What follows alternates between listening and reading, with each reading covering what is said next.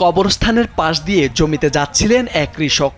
তাকিয়ে দেখেন কবরের ওপরের মাটি সরানো, ভিতরের বাঁশ ছড়িয়ে ছিটিয়ে আছে। পরে তিনি কবরস্থানের ভিতরে গিয়ে যে দৃশ্য দেখেছেন তাতে চোখ কপালে ওঠার মতো অবস্থা হয়েছিল তার। একটি নয়, দুটি নয়, একে একে 5টি কবর এভাবেই পড়ে আছে। সাথে সাথে চিৎকার দিয়ে জড়ো করেন এলাকাবাসীকে। সবাই এসে দেখেন কবরস্থানের 5টি কবর খোঁড়া। কবরগুলোর ভিতরের কোনো কঙ্কালের অস্তিত্ব পাওয়া যায়নি। এ নিয়ে এলাকায় তৈরি হয়েছে তুমুল চাঞ্চল্য। কোথায় গেল এতগুলো লাশের কঙ্কাল? এ নিয়ে স্বজন ও এলাকাবাসী চিন্তায় পড়ে যায়। এরপর খবর দেওয়া হয় পুলিশকে। আজ 1.5 বছর আগে আমার আম্মার এখানে লাশ দফন করে গেছি, আর 1.5 বছর পরে আজকে এখানে এসে দেখি এখানে লাশ আমাদের মায়ের এই কঙ্কাল চুরি হয়েছে। এদেরকে বিচার নেই, আমাদের আত্মীয় স্বজন এদেরকে কোনো এখানে গোরস্থানে রাখা যাবে না, এর আমরা বিচার চাই। মাত্র 2 দিনের ব্যবধানে 10 জন পাবনায় ফের কবরস্থান থেকে এমন কঙ্কাল চুরির ঘটনায় অবাক হয়েছে প্রশাসনও। জেলার সাথিয়া উপজেলার রাজাপুর কেন্দ্রীয় কবরস্থানে এমন কঙ্কাল চুরির ঘটনা ঘটে।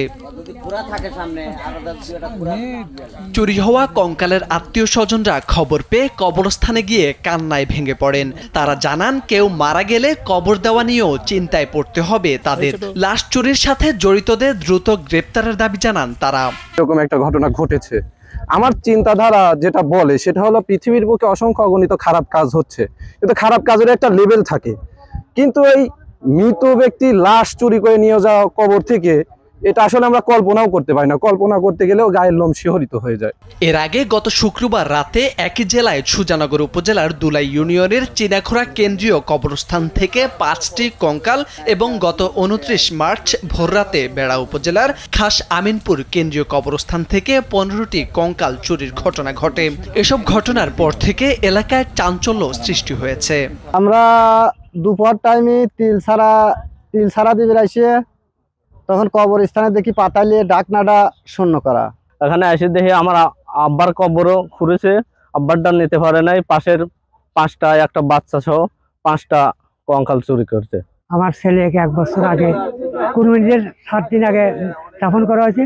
আজ সোমবার শুনলাম যে 4 রাত চুরি হয়ে গেছে। আমি সোমবার শুনে এখানে চলে আসলাম, দেখলাম যে কবর খোঁজা।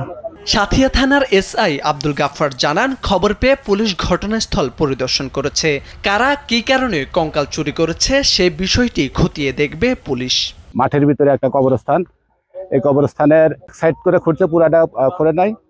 এখন লাস্ট এর ভিতর থেকে আসে না চুরি হয়ে গেছে, এই বিষয়টা এখনো আমরা শিওর না, তবে তদন্ত সাপেক্ষে ব্যবস্থা গ্রহণ করা হবে এবং এরা আমরা আরো গভীরভাবে তদন্ত করে যাতে সঠিক তথ্য উদ্ঘাটন করা যায় সে ব্যবস্থা নেওয়া হবে।